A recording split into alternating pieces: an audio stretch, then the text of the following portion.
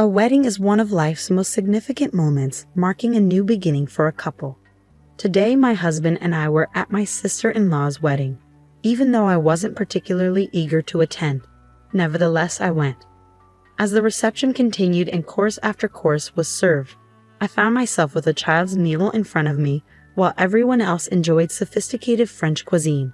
I was inquiring about the mix-up when my mother-in-law approached me with a sly grin. "Are you enjoying the wedding?" she asked, glancing down at my plate. Before I could answer, my husband spoke up. "My name is Olivia. I'm 32 and run my own clothing company. My husband William is 34. We married 3 years ago after meeting at a department store where he worked as a security guard. Among the older guards, he stood out with his youth and athletic build. I was 27 at the time, and he was 29. After marriage, I discovered he was a former firefighter who had to retire early due to a lung injury. We met every time I pitched my products at the store, and he eventually asked me out to dinner. I was single at the time, and one thing led to another until we were married 2 years later.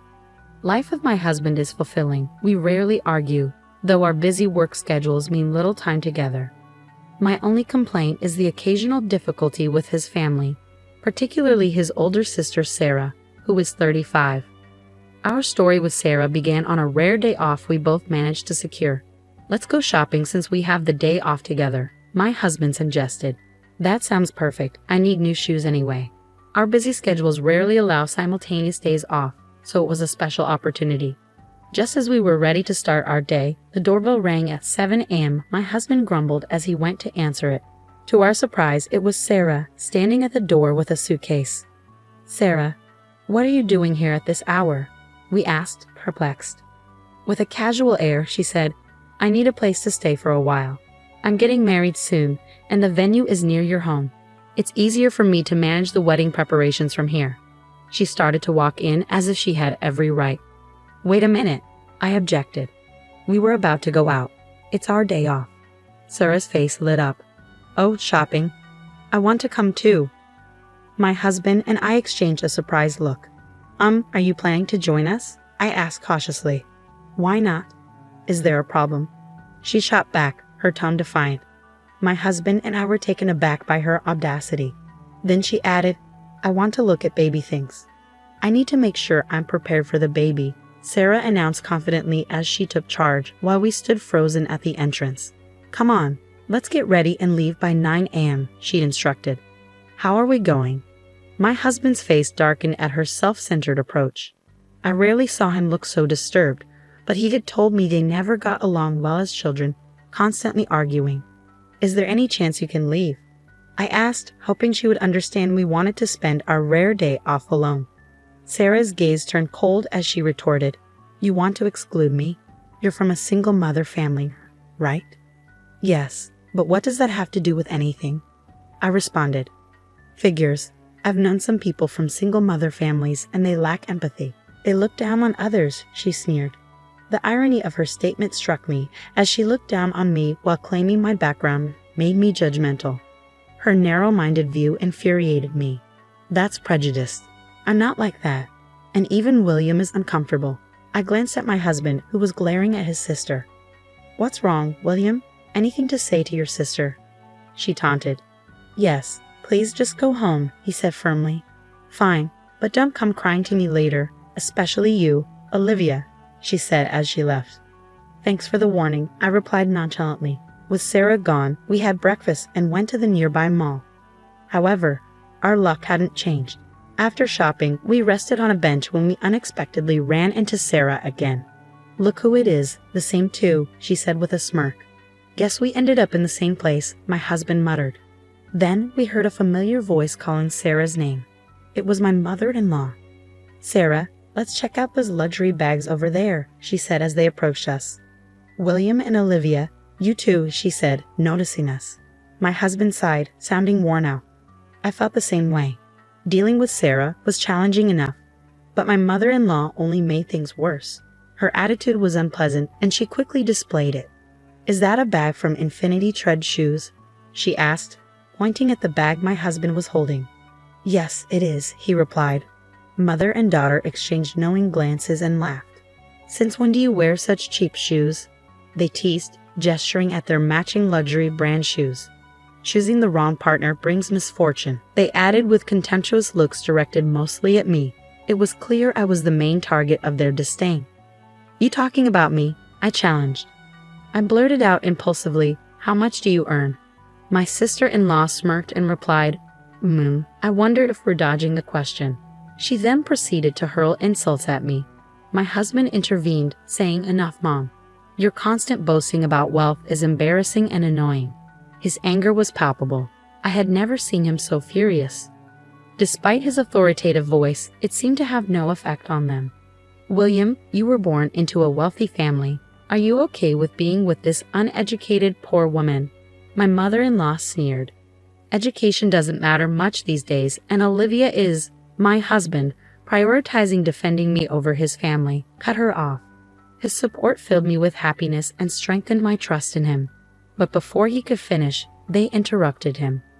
"That's not true. Dad got his job at a major company because of his education. He's even the vice president now and will soon be president. William, you graduated from a famous university, and yet you're with a woman like this. You've really fallen," my sister-in-law retorted. They treated me as an outsider, steering the conversation their way despite my husband's rebuttal. They showed no remorse, and their nature seemed utterly rotten. "How much do you earn, by the way?" I attempted to ask. But before I could finish, my sister-in-law cut in, mocking, "Wait, $120 a month." She laughed and continued, "Sorry, I should have been more considerate. That must be tough, especially for a dropout." "Hey, enough." My husband tried to interject, but my sister-in-law placed a hand on his shoulder and said, "Well, good luck." My husband was visibly angry, and I felt a surge of hatred inside me. But they seemed oblivious to our feelings, continuing the conversation at their own pace. "Oh, you both better attend the wedding. Mom's preparing a grand event," my mother-in-law insisted. "Yes, we're sparing no expense for our darling daughter's wedding. You are coming, right, Olivia?" The pressure from my mother-in-law felt suffocating, as if I couldn't say no. After all, my husband being family would obviously attend. "I suppose it's fine if he's there." I reluctantly agreed to attend, knowing I would never go without my husband's presence. The day of my sister-in-law's wedding arrived, and I finished my accumulated work before finding a new dress with my husband for the occasion. As we arrived at the venue, the opulence was undeniable. The luxurious hotel, expansive ballroom, extravagant decorations, and the enormous wedding cake all spoke of lavishness. "You both made it," my mother-in-law greeted us upon arrival. "Not that I wanted to be here," my husband remarked, revealing a rare hint of weariness as he faced his mother. "This wedding cost $100,000, with 500 guests and a special meal prepared by a top chef. Only we could pull off something like this." Her arrogance was evident as she looked down on everyone around her, though most passers-by offered only polite smiles and nods.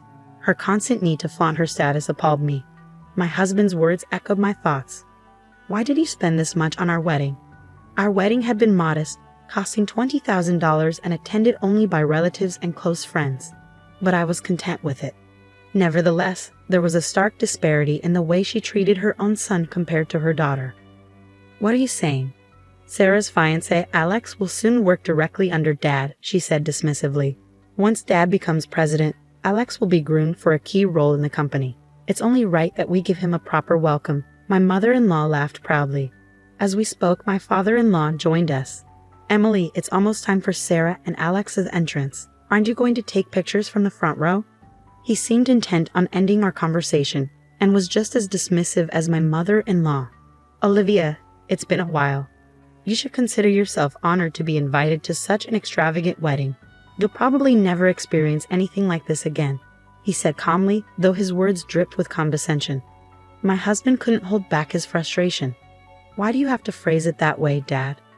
My father-in-law responded with a cold expression. "Don't get me wrong. I never approved of your marriage. You remember the conditions I set." My husband glanced at me briefly before turning away, revealing information I had never known. The fact that our marriage had never been approved by his father was new to me. Facing away from me, my husband spoke with a subdued voice. "Graduate from a prestigious university, earn over $100,000 a year." "That's right," his father interrupted. "And Olivia, He shot me a quick glance before focusing back on my husband. Olivia may not have graduated, but she's successful and earning her own living. My husband was cut off by my mother-in-law shouting loudly, "Daniel, look. Sarah has finished changing into her second dress." Her outburst was disruptive, and if it weren't for the occasion, it would have certainly drawn complaints. Others glanced at her, forcing smiles as my father-in-law followed his wife's call and said, "We'll discuss this later," before leaving the conversation. My husband muttered, "Olivia is much more remarkable than you think, Dad," as he watched his father walk away. His words comforted me, knowing he was on my side. As the bride and groom made their entrance, the hall erupted in applause, and the celebration began. My sister-in-law announced, "We have a special course prepared by a top chef today. Please enjoy." The waitstaff began serving the food, but soon I noticed my mother-in-law arguing with a server nearby. "Are you sure about this?" she asked. "Yes, just do it," she insisted, and the server walked away, looking uneasy. It became clear that she was orchestrating a prank on me. With a large number of guests, serving took time. When my meal finally arrived, I was taken aback to find a children's meal in front of me. I immediately addressed the server. "Excuse me, but there must be a mistake," I asked calmly, though I thought the error was strange. The server looked uncomfortable, the same one who had spoken with my mother-in-law earlier. "Can you replace it, please?" I added as he hesitated to respond. "This isn't a mistake," he finally said. "I was instructed to serve you the kids' meal," the server responded to my surprise, prompting my husband to join the conversation. "What's wrong, Olivia? Why a kids' meal?" He too was taken aback by the sight of my meal. "Why is my meal different from everyone else's?" he added, his tone reflecting his surprise. The situation was more embarrassing than shocking, and people around us began to stare. "Why do you have a kids' meal?" my husband asked, puzzled. "I don't know either," I replied, feeling flustered. Then my mother-in-law approached, laughing. "How is your meal perfect for a dropout from a single-parent home, right? If you don't like it, you can leave." Her words were cutting, and I felt my patience wearing thin. I had been holding back because I didn't want to disrupt someone else's wedding. But if the orchestrator of the event was causing the disturbance, there was no need for me to continue holding back. Just as I was contemplating this, my husband spoke up first. "What are you doing? Aren't you embarrassed by this childish behavior?" His tone remained calm, but anger simmered beneath the surface. His eyes held no hint of amusement. Instead, they bore a cold expression, as if he were looking down on an inferior creature. "What childishness? What are you talking about?" My mother-in-law feigned ignorance, but my husband didn't let her off the hook. "Exactly. Why serve a kid's menu to an adult? It's obvious Olivia wouldn't order such a thing," he retorted, his frustration evident. My mother-in-law's face flushed with anger. "Marrying a poor woman, and you dare to talk back to us? You've become a mere commoner since you married her, straying from our intended path." She spat, her words dripping with disdain. Though the notion that wealthy people are superior exists everywhere, my mother-in-law seemed to take it to another level. Interrupting their conversation, I spoke coldly to her. "It's true, I did drop out. That's because my parents passed away before I could finish middle school. But now, I'm the president of a company." "President? I bet that's nothing significant," I said, addressing her unwavering momentum. Seeing her relentless attitude, I sighed. I didn't want to stoop to her level, but her behavior was becoming increasingly childish. I muttered meaningfully, prompting a curious and slightly uneasy look from my mother-in-law. "What exactly do you do?" she asked, her tone laden with arrogance as she assumed a superior stance. It was infuriating to witness her attitude. "Daniel's company is Solar Burst Innovations, right?" I asked, knowing the answer. "Yes, that's right. And he'll be the next president," she confirmed, a touch of pride in her voice. "Is that so? By the way, the current president, Morgan, is a major client of my company. The socks distributed in his company each month are commissioned directly to my company by Morgan himself," I revealed. My mother-in-law was momentarily stunned into silence. The socks I referred to were renowned for their comfort, even after extended wear, developed by my company. Originally designed for t-shirts, the technology had expanded to encompass all clothing types. Morgan personally endorsed our socks and provided them to his entire company, solidifying a close professional relationship with him. As a result, while you may boast about your husband becoming the next president, if I inform Morgan about your behavior, that dream may never become a reality. I continued. Her face paled as she grasped the implications, her confidence evaporating. You know him, the president of my husband's company, she stammered. Indeed. Did you know Morgan didn't even finish high school? He fits the profile of the uneducated you so despise. Shall I relay your thoughts on education directly to him? I asked pointedly. Please no. Don't do that, she pleaded, her arrogance completely crumbling as she realized her power was in jeopardy. My father-in-law rushed over, his expression tense. I repeated the same threat to him. Daniel, I'll advise Morgan against making you the president. Please don't do that. If that happens, we'll struggle financially, he begged, his pride forgotten. I remained calm as I confronted both of them, my resolve unshaken. Around us, the crowd began to murmur, sensing the tension at our table. My sister-in-law approached, confused by the scene. What's all this fuss about? I answered bluntly, Sarah, I make over $120K a year. My business is stable. I didn't get a chance to tell you the other day because you interrupted our conversation. Her face twisted in shock, her confidence visibly faltering. After standing up to my in-laws, they seemed to be left hollowed out by my revelations. So everything we've done to you, yes, was nothing but harassment, I cut in, and it threatens Daniel's position. As I declared this, my mother-in-law's demeanor shifted dramatically. She dropped to the floor, clasping her hands in desperation. I'm sorry, please forgive me. I was taken aback by her swift submission but felt no inclination to forgive them. No, I won't. You've judged and insulted people based on appearances. You must face the consequences. We've nearly exhausted our savings on this wedding. If I don't become president and get a higher salary, we'll struggle financially, my father-in-law added, joining his wife on the floor. My sister-in-law looked on with a helpless expression. Dad, you're out of money. Yes, he replied, his voice barely above a whisper.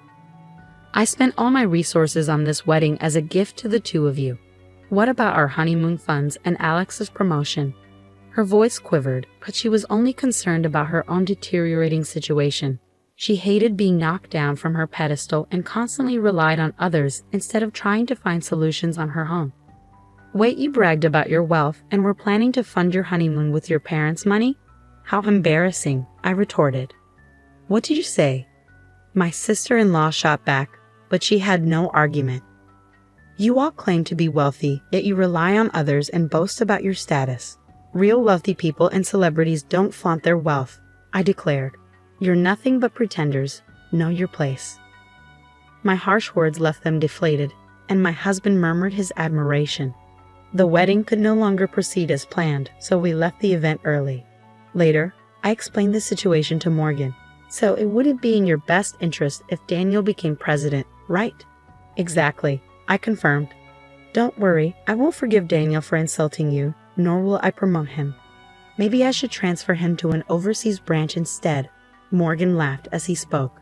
A week later, my father-in-law rushed to us, pleading, please convince Morgan to cancel the overseas transfer. His desperation was evident. Morgan was serious about transferring him to another branch, and when I heard it was Brazil, I almost burst into laughter. In the end, Morgan did not reverse the transfer, and my father-in-law, unwilling to go to Brazil, resigned from the company. Additionally, my sister-in-law's fiancé found himself caught up in the chaos. First, the wedding was a disaster, then the promised position at the company fell through. He had relocated from Italy to America for the wedding, only to be embroiled in this absurd drama. As a result, my sister-in-law's wedding was called off, leaving her in great shock and even requiring hospitalization. My mother-in-law, affected by her husband's downfall and her daughter's mental breakdown, lost all her hair and now appeared aged beyond her years.